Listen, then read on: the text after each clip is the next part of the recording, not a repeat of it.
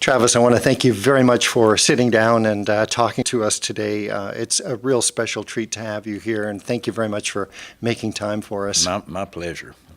We were talking earlier about the early days in Memphis, and those were amazing times. And when you were growing up at a very young age, you were starting to recognize great music, and I guess it would be rockabilly at the time. I'm just curious about your neighborhood. Were there musicians in your neighborhood in Memphis? My neighborhood, I lived in kind of a suburb of Memphis. It was called Binghamton. It was loaded with musicians. I had of course, like I said, I was like 10 or 11 years old, but Johnny Burnett and Dorsey Burnett, they lived in Binghamton. And Jerry McGill lived in Binghamton. Had a lot of the country artists back then that lived in Binghamton. So we had just, I guess you could call it jam sessions at houses and things. Me, I would, my family, we were very poor, and I would take my guitar when I'd get him to school in the afternoons, and I'd go down on, there was the main drag, it was called Broad Street, and I would go in every store, grocery store, bar, and I play my guitar. And I was in a beer joint one day, and I'd been standing by the jukebox, and I knew just about every song on the jukebox when the people come up. I think back then it was like a dime. I'd say, what are you going to play? And they'd tell me, I said, I can play it. So they'd put their dime in my guitar, and I'd do the song for them. And that's where I was discovered by Eddie Bunn, who was a DJ there at KWEM there in Memphis. And I was walking down Broad Street one day, and he walks up to me and he said, hey, can you play that guitar and sing? I said, yes, sir. And he said, let me hear you. So I played him a couple of songs. He said, I do, back then they called it jamboree. He said, I do a jamboree. And he said, I go all around the different cities around Memphis, Arkansas, Mississippi, Tennessee. And he said, I'd like to get you to open the shows for me.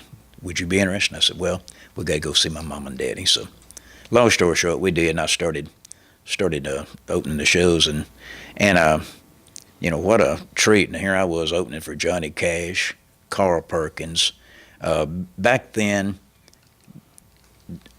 his band you never knew. I mean, it wouldn't be like a drum, bass player, guitar player, and keyboard. It might be three of this guy or that, but just what he could put together on the jamboree type thing, And but we played all over the southern states there, and like I said, they'd call me Little Travis back then, and had a problem. The union, the musicians union back then, they were very, very strict. And so they came up to Eddie Bunn at one of the shows. They said, look, Little Travis can sing with y'all, but he can't play his guitar. And he said, why? He said, because he's not union, and y'all are a union band. He said, well, we have tried to get him in the union, and y'all say he's too young. So what do we do? So make a long story short there, we got a lawyer, and we ended up, we had to go to the national headquarters in New York, and I was voted in the Musicians Union youngest member at 11 years old. So I got to play all the clubs or whatever at 11 years old. You seem to have had a fascination with the recording process. Even before that, was this something that you'd kind of set up in your bedroom and experiment with different things? I did. I'd find different stuff, and I had an old tape recorder. And back then, the music and the guitar players, which was Chet Atkins and Merle Travis, I mean, they were great, but I just didn't feel in that. So I started teaching myself on the guitar and the sounds and stuff. And one day I had a Fender Super Reverb amp, and I took me a lamp cord, put a couple of alligator clamps on the end of it, and a guitar 1/4 inch on the other. And I come out of the speaker on my Fender Reverb and plugged it in this tape recorder and turned it up. Awesome fuzz sound. I mean, I love that sound. So I used it on Scratchy. Yes. My hit instrumental when I was 16.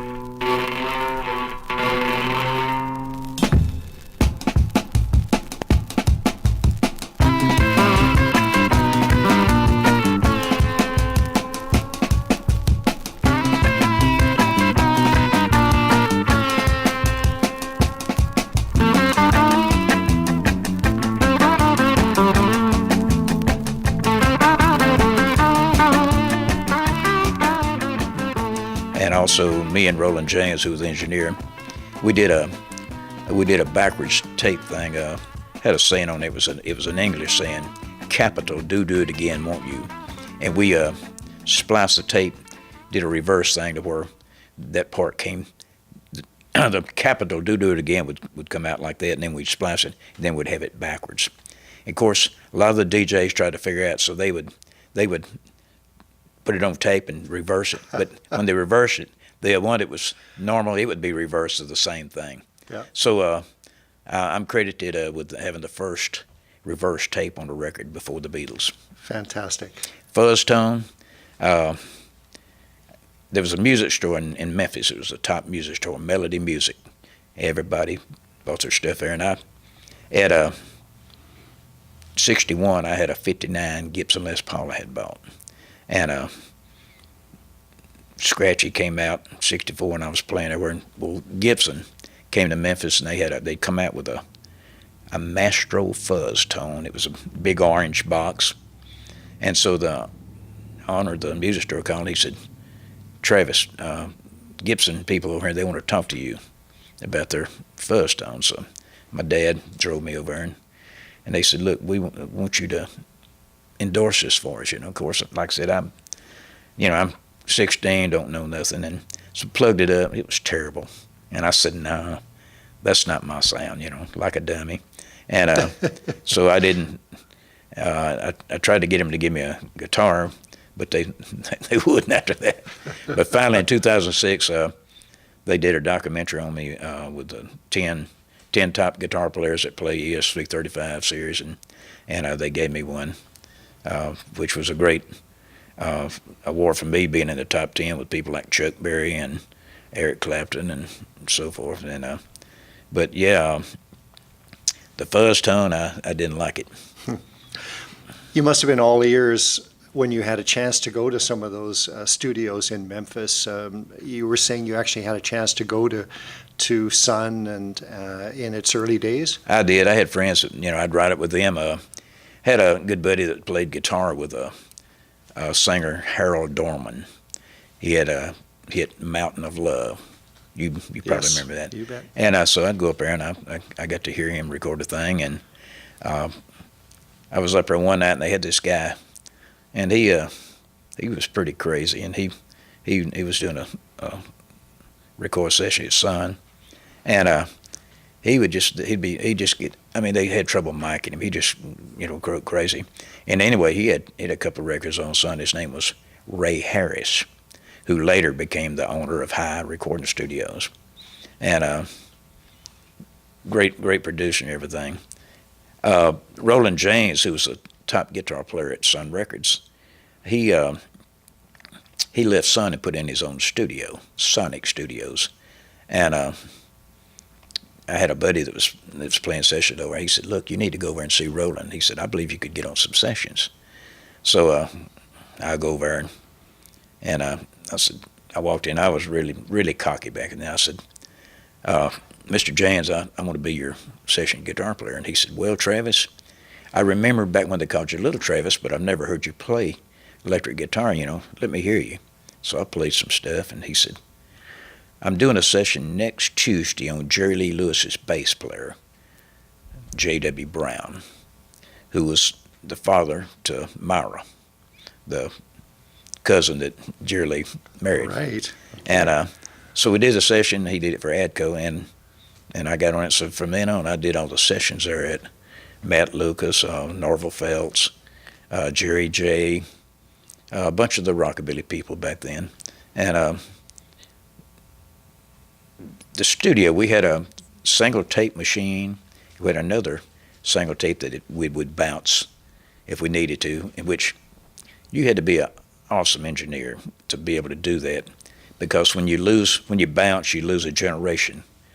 And so Roland James, he was awesome. He knew exactly how to boost the highs and stuff on that overdub to where it would just sound great, And a lot of the records that we cut back then, I listen to them now, and they're just, it's amazing the sound, Mm-hmm.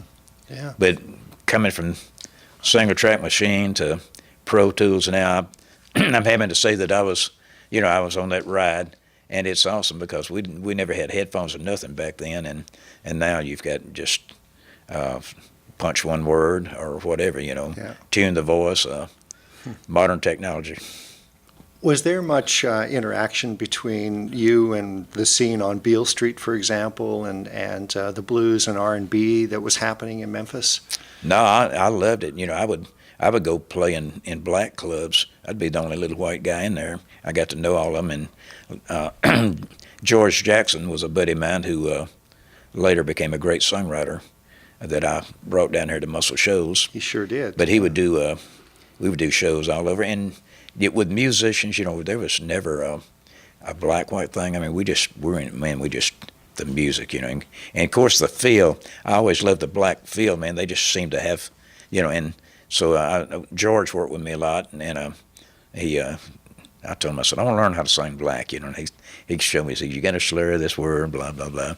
But when I left Memphis to come down here, I had, Rick had came up to see me, and he'd been trying to lure me down to Muscle Shoals, and I said, nah, I got things going pretty good. I was doing a couple of records with Tommy Cogbill at American, and they were charting, and so finally Rick Aldis he made me an offer I couldn't refuse. So I go down there, and he tells me, he said, look, Jimmy Johnson and them have quit me, and I want to get the best musicians I can get, and I know you know a bunch of them in Memphis. Round me up, son. And I can remember we'd be sitting down there, there'd be 3 guitar players, 3 drummers, 2 or 3 bass players, and every which one came up with the best lick got on the session.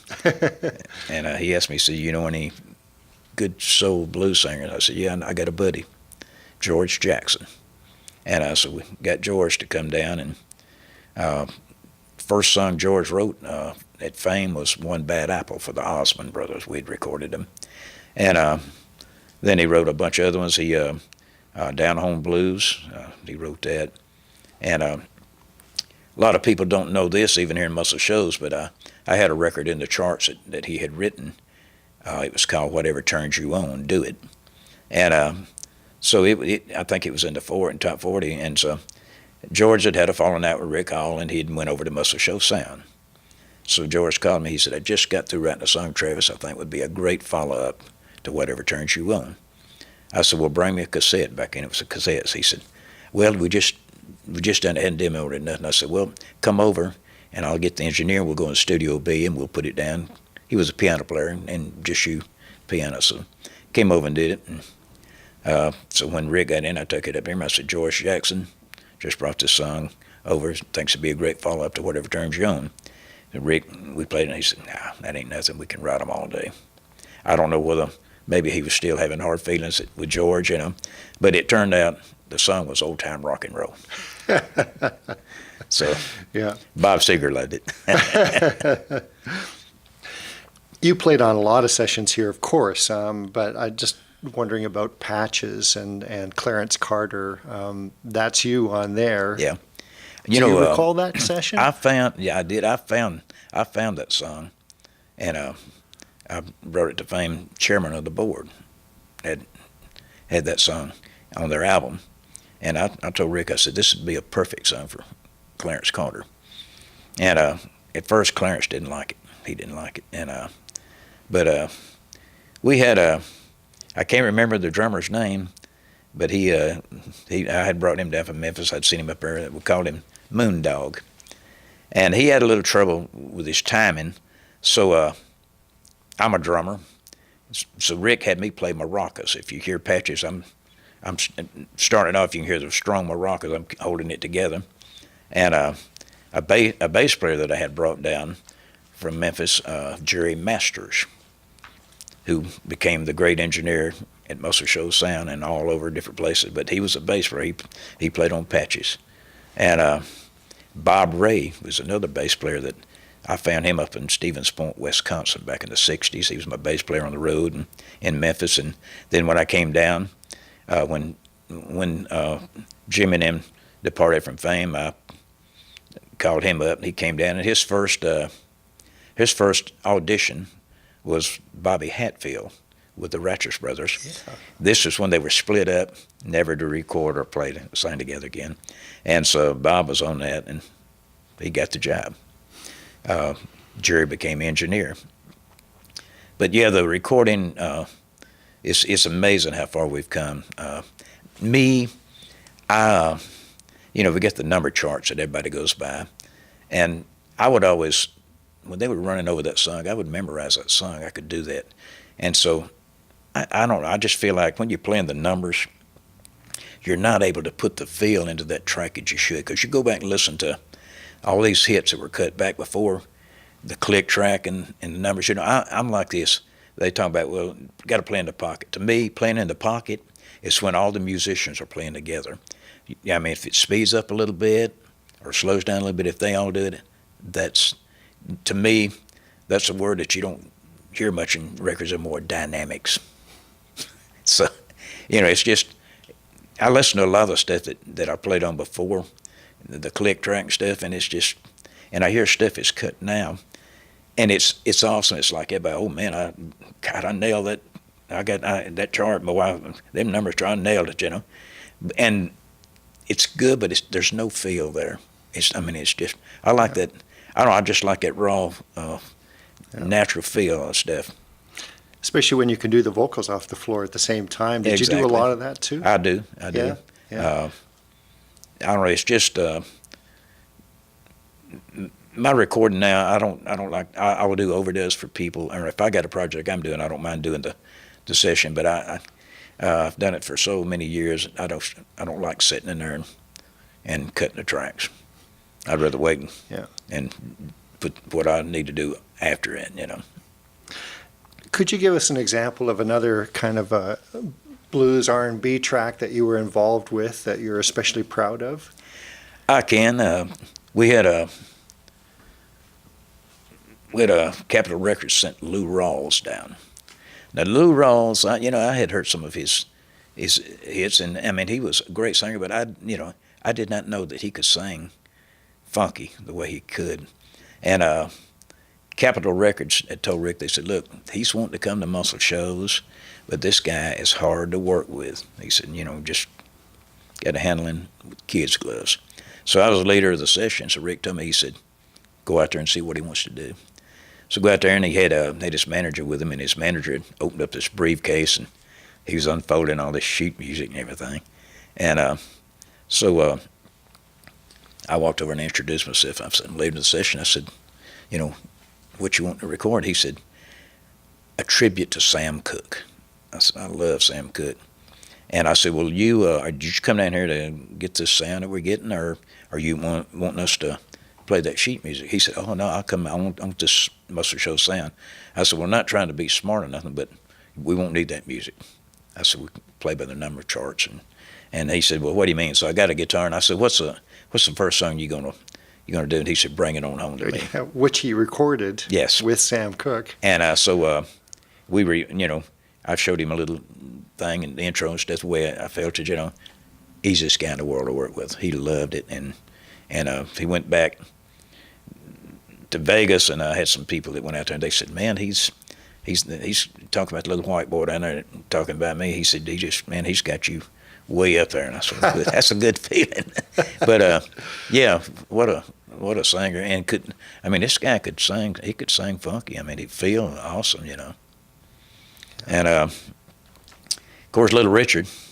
Now that right there, that guy, I was with him for about 15 years. He's a guitar player and a band leader. But when he first come to fame, and we did a Real Thing album on him in, I think, 70. He came in, and he, you talking about a talent.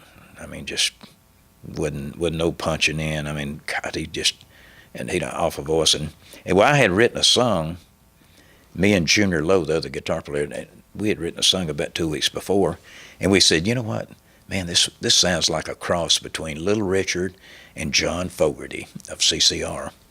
So when Richard came in, I said, written a song, think would really be good for you or John Fogerty. And he said, oh man, John Fogerty's great friends, I love him. He said, I want to hear the song.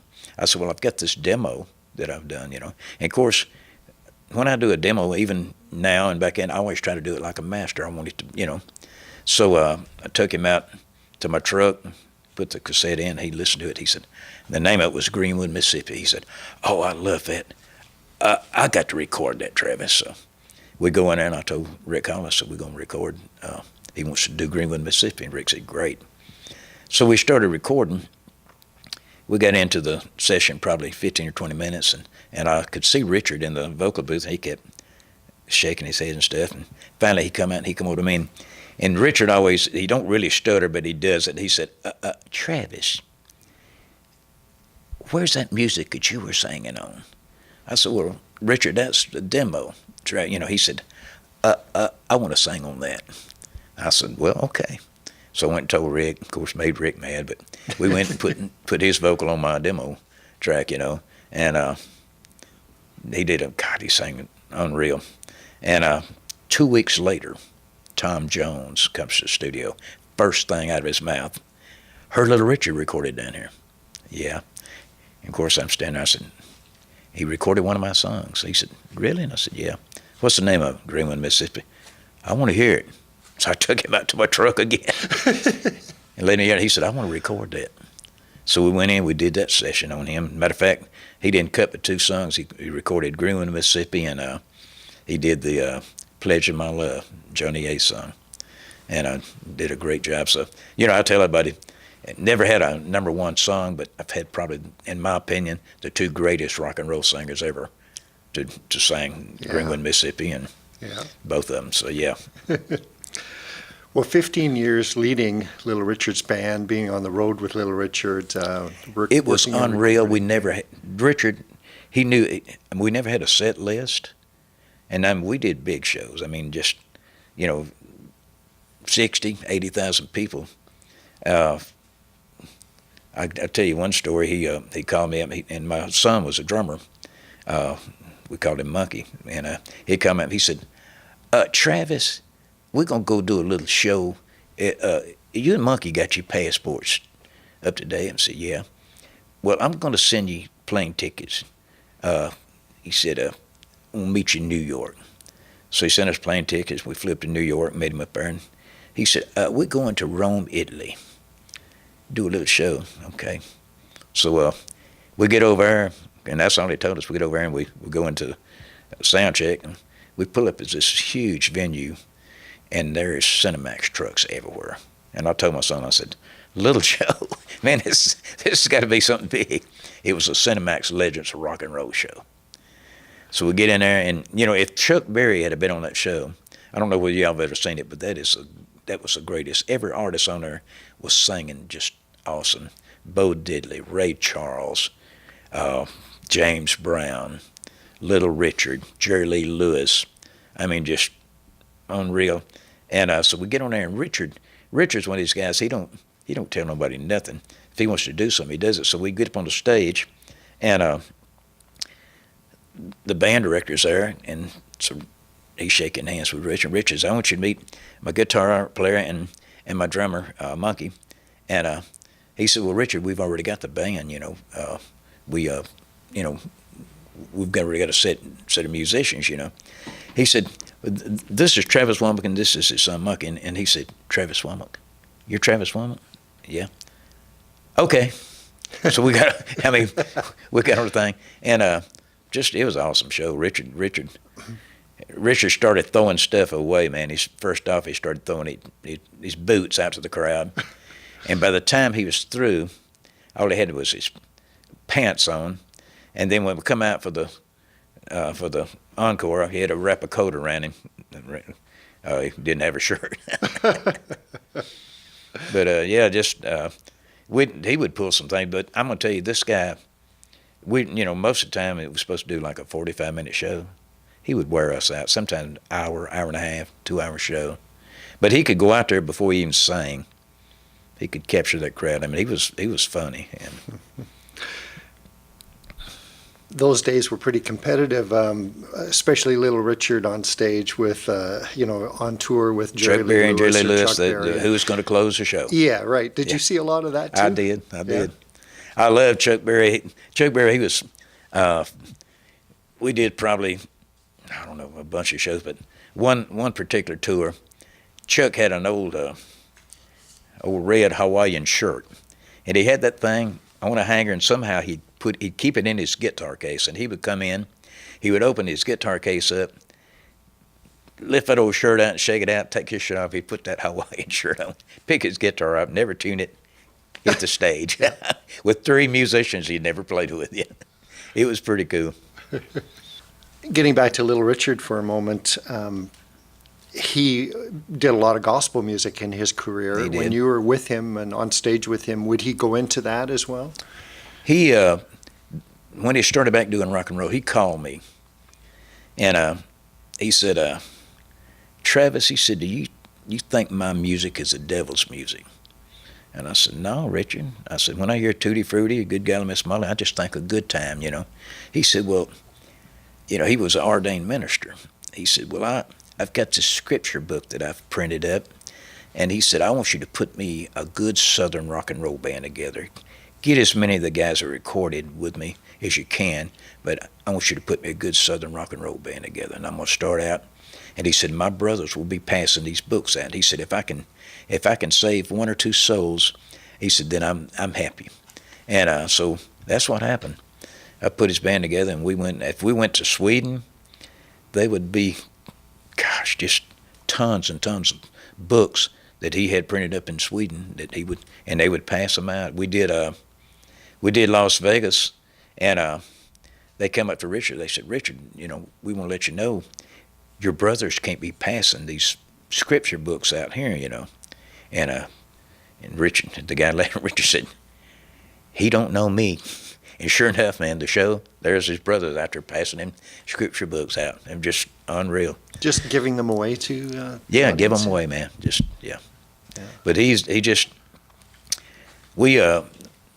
we did Arsenio Hall show, which at the time that was a big show, and so we're doing like a rehearsal about an hour before the show, and the producer comes out and he said, Little Richard, he said, you're doing Good Golly Miss Molly, Keep a Knockin' But You Can't Come In, and Tutti Frutti. And he said, no, I'm doing Keep a Knockin', Tutti Frutti, but I'm going to do No Place Like Home. And the guy said, No Place Like Home. What is that? It's a song that my guitar player Travis wrote for me, and today's my mama's birthday, and I want to do it for her. And they said, well, you can't do that. And he says, where's Arsenio? And so in a little while, this real neat black lady comes down in a 2-piece suit. She says, Richard, I'm the executive producer. She said, is there a problem? And he goes through the spiel, you know. This is a song that Travis Wammack wrote about me growing up in Georgia, and he said, today's my mom's birthday, and I want to do it. And she said, well, could I hear it? So he did it. She said, you can do it, Richard. Of course, we were back there saying, Richard, we want to be on Arsenio Hall. Let's just do your songs, you know. But that's how strong he was, man. He just, you know. Mm-hmm. But a lot of the shows, he didn't care. Chuck Berry and Jerry Lee Lewis, they always argued wanting to go on last, you know. But Richard, I mean, Richard, I wouldn't want to follow Richard, you know, and that's where he was. I mean, he'd go out there, and we never knew, like I said, what he was going to sing. I mean, he'd start a lot of stuff, but he knew we was there, man, and it was awesome. Travis, you're in 6 Halls of Fame to date. Yeah. Maybe more. 6 that I know of. Yeah, maybe more coming. But could you mention what those 6 are, please? We got the Southern Legends Hall of Fame, Alabama Hall of Fame, Rockabilly Hall of Fame, Memphis Blues Hall of Fame, Hill Country Blues Hall of Fame. How many is that? That's probably 6, yeah. Yeah. I'm interested in the Hill Country Blues one because when you think of Hill Country Blues, you think of R.L. Burnside and Fred McDowell. Mm-hmm. And just curious, did you interact with some of the Hill Country musicians? You know, I'm kind of, you know, I play from the heart. I've never had a lesson, and I can play any style authentic. I mean, I feel it. And growing up in Memphis, you know, I play a lot of blues, but I don't do all blues, you know. But they, they called me and they said, we want to induct you into, I think being from Mississippi, I am from Mississippi, and R.L. Burnside was inducted last October with me, but he's gone, but his son Cedric received the award. And I went and played and got through, and there was a bunch of black ladies come up to me and they said, Mr. Wammack, you don't sing like how you look.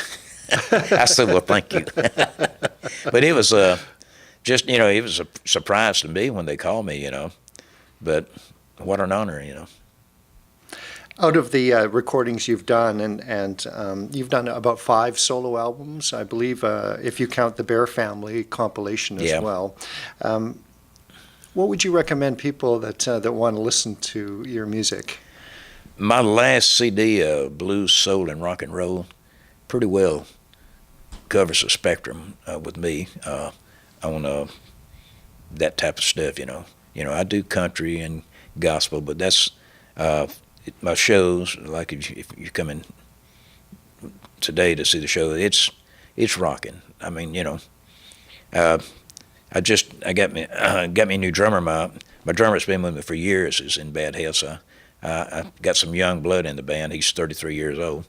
So he went over to one of the music stores, and they said, we heard you're playing with a teenager. They call me a teenager because I rock, and I do my stuff, and just you'll have to see my show, but we have a good time. I just I try to make my next show better than my last, because when you get to be my age, you got to do something with all these young'uns out there doing it.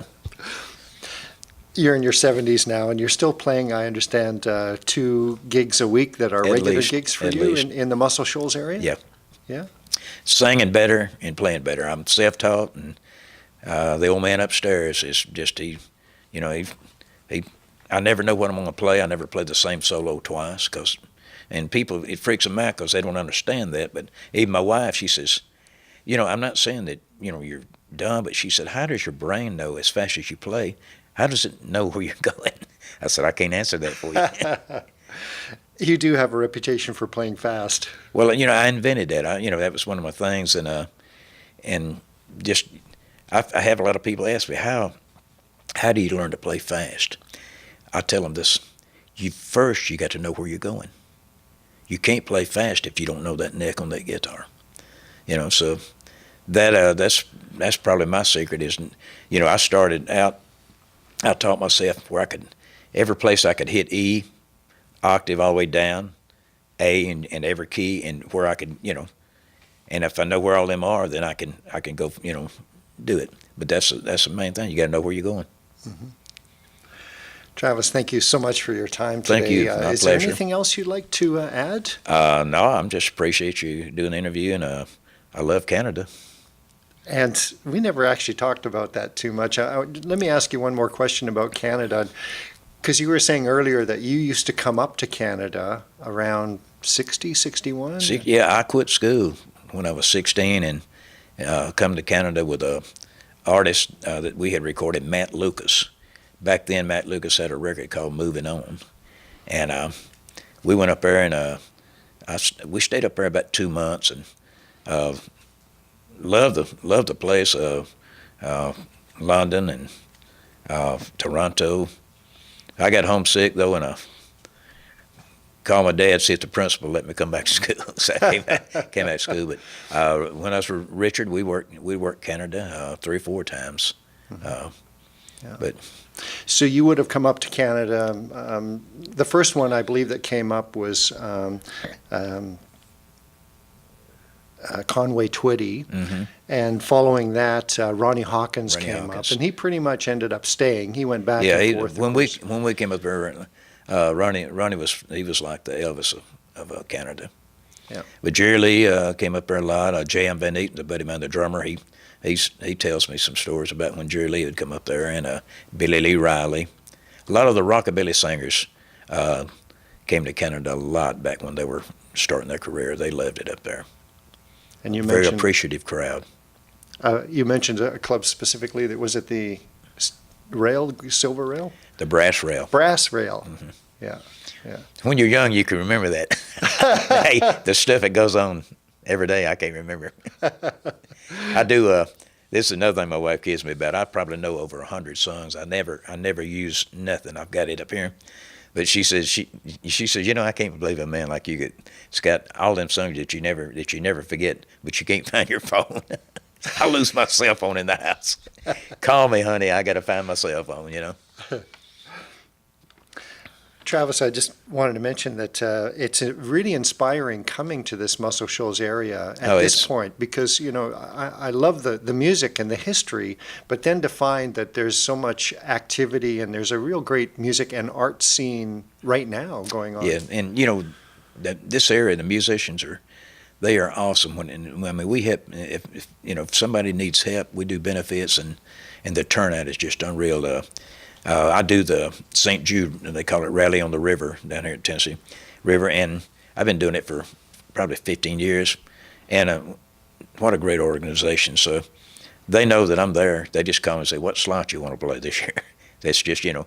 But people in need, this whole area of the musicians and the people, they just come out. It's amazing. It's great to see. A lot of love. Yeah.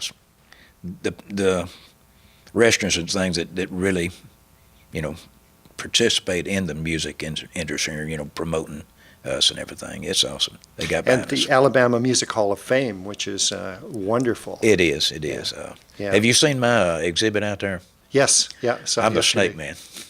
Yeah.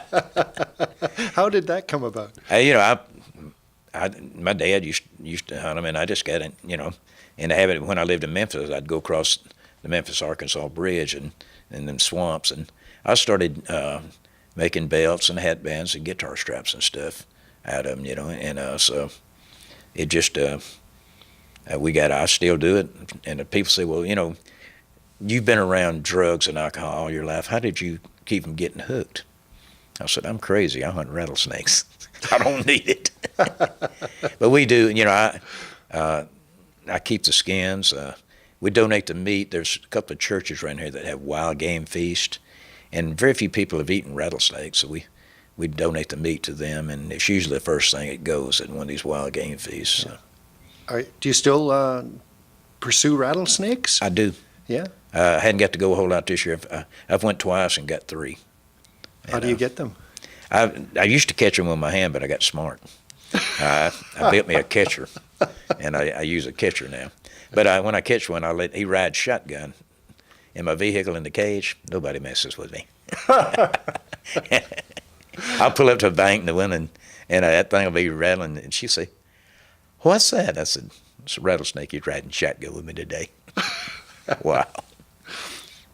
Also want to thank Nut House Studios, beautiful studio. Oh, it that is. Here. Jimmy's got it going on down there. Yeah, and Andreas Werner. I don't know if you've gotten to know Andreas very well, but he's such an ambassador. He's probably one of the top promoters around here of Muscle Shoals music. He's just, every time I look around, he's got something he's doing or getting somebody to do for us.